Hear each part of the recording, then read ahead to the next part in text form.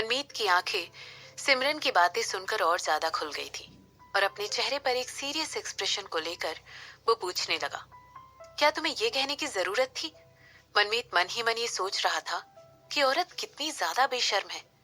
मैं तुम्हें सच बता रही हूँ, सिमरन ने अपने कंधे उचकाते हुए कहा। अंदर ही अंदर वो मनमीत के रिएक्शन को देखकर हंस रही थी। क्या हुआ मिस्टर मनमीत? हम लोग एडल्ट्स हैं और मैं उस तरह के इंसान नहीं हूँ जो कि किसी को फील बेटर कराने के लिए झूठ बोल दे, सिमरन ने कहा। तुम मनमीत अपनी बात कहने ही जा रहा था कि तभी सिमरन कहने लगी, अपने दोस्त के लिए इतनी ज्यादा चिंता मत करो मिस्टर मनमीत। तुम उसे ऐसे क्यों डिलीट कर रहे हो जैसे वो किसी मुसीबत में फंस चुका हो? क्या तुम्हें सच में ऐसा लगता है कि मैं इतनी क्रूर इंसान हूँ कि मैं शशांक जैसे कमजोर दिल वाले का दिल तोड़ दूंगी? सिमरन की बातें सुनकर मनमीत ने उसकी बात का कोई जवाब नहीं दिया। भला वो कैसे बता सकता था कि सिमरन से दूर जाना ही शशांक को पागल बनाने के लिए काफी था। जब जब हमें सालों पहले ये बात पता चली कि तुम कहीं खो गई हो, तब शशांक पूरी तरह बदल गया था, मनमीत ने कहा। इसके बाद वो आगे कहने लगा, जिस शशांक को तुम जानती हो वो पहला वाला शशांक था, तुम्हारे गायब होने के पहले वाला। मैं अपने फ्रेंड के लिए बहुत ज्यादा खुश हूँ। मैंने उसे उसके लोवेस्ट पॉइंट पर देखा है और मैं नहीं चाहता हूँ कि वो दोबारा उस दर्द होने से गुजरे। मैं नहीं चाहता हूँ वो किसी भी इस तरह के एक्सपीरियंस को फेस करे। मुझे पता है कि तुम इतनी ज्यादा स्मार्ट हो कि तुम इन सब बातों को समझ सको। ऐसा कहते हुए मनमीत ने अपना सिर नीचे कर लिया। इसके बाद वो आगे कहने लगा, मैं आशा करता हूँ कि ये बात शशांक के कानों तक नहीं पहुंचेगी। मनमीत के शब्द सुनकर सिमरन तुरंत हंसने लगी और कहने लगी, मैंने शशांक से चीजें छुपाना बंद कर दिया है मिस्टर मनमीत। उसे इस बारे में पता चल जाएगा और उसे इस बात को जानकर भी बहुत खुशी होगी कि उसके पास तुम्हारे जैसा एक भाई है। ऐसा कहते ही सिमरन अपनी सीट से उठ गई और शशांक की कंपनी की बिल्डिंग की तरफ देखने लगी और कहने लगी, अगर तुम्हें लगता है कि मैं उसका इस्तेमाल करके अपना बदला लूंगी तो तुम पूरी तरह गलत हो। मैं अपनी चीजों को करवाने के लिए किसी पर भी बिलीव करना बंद कर दिया है मिस्टर मनमीत। आप मुझ पर इस बारे में विश्वास कर सकते हैं।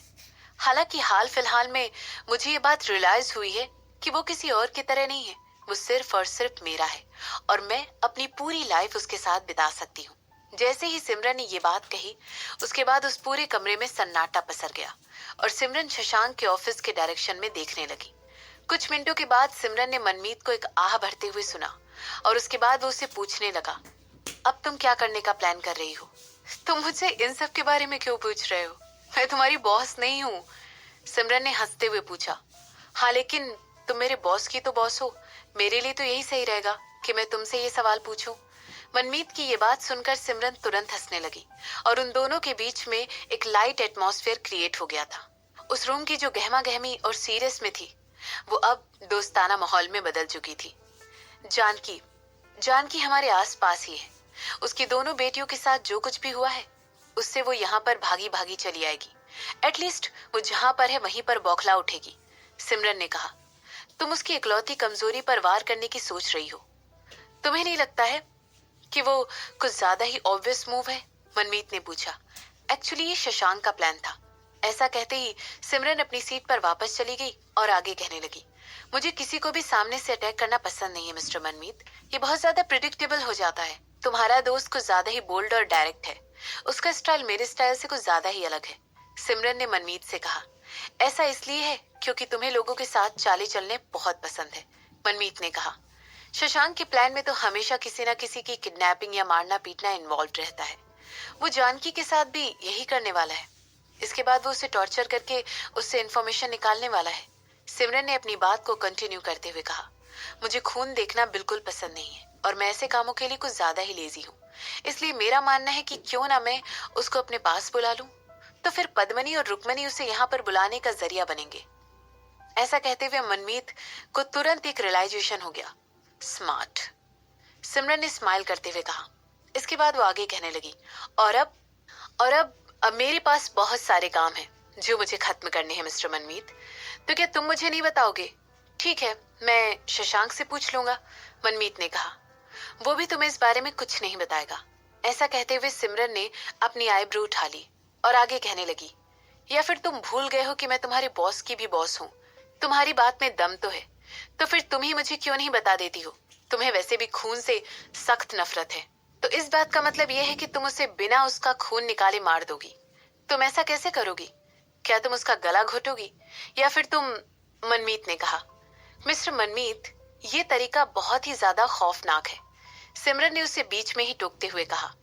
इसके बाद वो आगे कहने लगी, मौत तो बहुत ही आसान होती है, मुझे वो बिल्कुल पसंद नहीं है। तो फिर? मनमीत ने पूछा। वेल, क्या तुम्हें सेंटर ऑफ ग्रेविटी किस पार्टी की है पता है? सिमरन ने पूछा। इस समय उसका बिल्कुल भी मन नहीं था कि वो मनमीत को सारी चीजें एक्सप्लेन करे, मगर उसे कहीं ना कहीं पता था कि ये आदमी तब तक शांत नहीं बैठने वाला है, तब तक नहीं रुकने वाला है, जब तक वो उससे कुछ कह नहीं देती है। ओह, वॉर ऑफ स्ट्रेटेजीज? मनमीत ने पूछा। सिमरन ने उसके रिस्पॉन्स में अपना सर हिला दिया। मेरे पास तुम्हें एक्सप्लेन करने का टाइम नहीं है, तुम इसके बारे में आज रात ठीक से सोचना। इसके बाद तुम मुझसे नेक्स्ट टाइम मिलने पर कुछ ऐसा बताना जो मुझे ना पता हो, ठीक है ना? सिमरन ने मुस्कुराकर कहा। इसके बारे में सोचो, अगर शशांक ने तुम्हें इस तरह बातें करते हुए सुन लिया तो उसे यकीन हो जाएगा कि तुम रातों रात बहुत ही ब्रिलियंट हो गए हो, सिमरन ने कहा। मनमीत की आंखें बड़ी हो गई और इसके बाद वो उन्हें छुट्टी करके सिमरन की तरफ देखने लगा और कहने लगा, तुम्हारी बात में दम तो है। तुम जैसे स्मार्ट लोग मुझे हाल फिलहाल में बहुत ज्यादा अंडर एस्टिमेट करने में लगे हो। मुझे तुम लोगों को अपनी कैपेबिलिटी भी तो दिखानी पड़ेगी। ऐसा कहते हुए, अपना सर हिलाते हुए, अपनी चीन को स्ट्रोक करते हुए इस तरह दिखाने लगा जैसे कि सिमरन का प्लान पूरी तरह उसके दिमाग में घुस चुका था।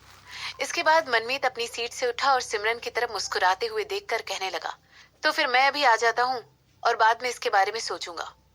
और फिर ऐसा कहने के बाद सिमरन के ऑफिस को छोड़कर बिना सिमरन का कोई जवाब सुने चला गया। मनमीत के चेहरे पर एक टेढ़ी मुस्कान थी जब वो चलकर एलिवेटर के पास जा रहा था, लेकिन अचानक ही वो बीच रास्ते में रुक गया। एक बार फिर उसकी आंखें बड़ी हो गई और उसने अपना सर सिमरन के ऑफिस की तरफ घुमाया। इस औरत ने ट्रिक करके मनमीत को वहां से जाने पर मजबूर कर दिया था। आखिर वो इस तरह की चीप ट्रिक में कैसे फंस सकता था? आह, ऐसा कहते हुए उसने खुद को शांत होने के लिए फोर्स किया। सिमरन ने उसे कुछ भी नहीं बताया था, उसने बस मनमीत को अपनी सोच के भरोसे छोड़ दिया था। अब वो अपने बारे में कुछ भी सोच सकता था और अपने इंटेलेक्ट को टेस्ट भी कर सकता था। कितना फ्रस्ट्रेटिंग था ये। मनमीत इन सब चीजों के बारे में सोच सोच कर अपने दांत पीस रहा था और इसके बाद वो तेजी से एलिवेटर में घुस गया। उसे इस समय अपने फ्रेंड से बात करने की जरूरत थी और उसे ये बताने की जरूरत थी कि किस तरह उसकी पत्नी ने उसे एक बेवकूफ की तरह ट्रिक किया है। इसी दौरान स्पेन के ईस्ट इलाके में एक औरत एक लाल कलर की सन ड्रेस पहनकर एक बुक पढ़ रही है और बार बार टीवी की तरफ देख रही है। उसने अपना सर उठाकर उस औरत की तरफ देखा जो कि बड़े ही एलिगेंस के साथ एक गिलास में जूस पी रही थी और उससे महज कुछ फीट की दूरी पर थी। क्या तुम वाकई में अपनी फैमिली को छोड़ने का प्लान कर रही हो? उसने पूछा। ये बात बिल्कुल टेम्पररी है। एक बार मुझे छुपने के लिए कोई अच्छी जगह मिल जाए, फिर मैं अपने हस्बैंड और अपनी बेटी रुक्मणी से मुझे फॉलो करने के लिए कह दूंगी, उस औरत ने जवाब देते हुए कहा। जानकी, जो कुछ भी तुमने 7 साल पहले किया था वो गलत था और मैं तुम्हें अब ऐसा। दूसरी औरत ने कहा। वो तुम थी जिसने कहा था कि वो औरत मेरे हस्बैंड की मिस्ट्रेस थी। अगर मुझे पहले पता होता कि वो सही औरत नहीं थी तो फिर मैं कभी भी उस कार का इस्तेमाल करके उस पर अटैक नहीं करती, जानकी ने गुस्से में आकर कहा। इसके बाद अपने गुस्से पर काबू करते हुए वो आगे कहने लगी, महिमा और मिसेस रायचंद दोनों ही जेल में हैं। मैं उन दोनों के साथ जेल नहीं जाना चाहती हूँ। मेरे पास कोई चॉइस नहीं है। मुझे फिलहाल के लिए अपनी फैमिली को छोड़ना ही पड़ेगा।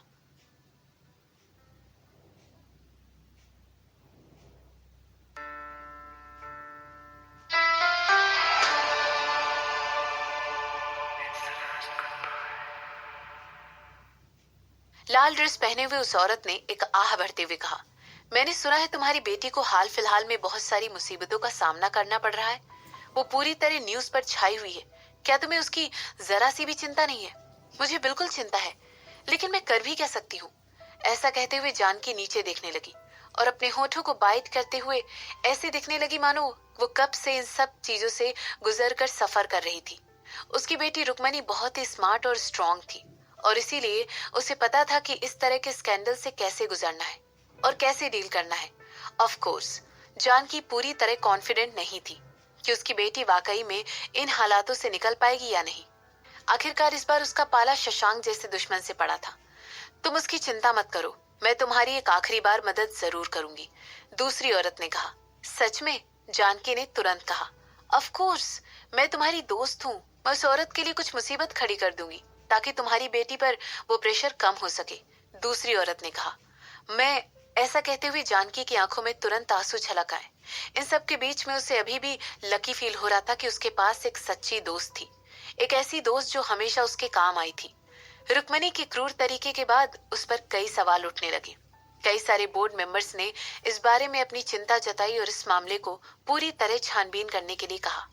इन सब के बीच में बहुत सारे ऐसे लोग भी थे जो कि स्कारलेट सिटी को वोट करना चाहते थे और उनका कंज्यूमर एक्शन नेगेटिवली उस कंपनी की सेल्स को इम्पैक्ट कर रहा था, जिसकी वजह से उन्हें लगातार लॉस हो रहे थे।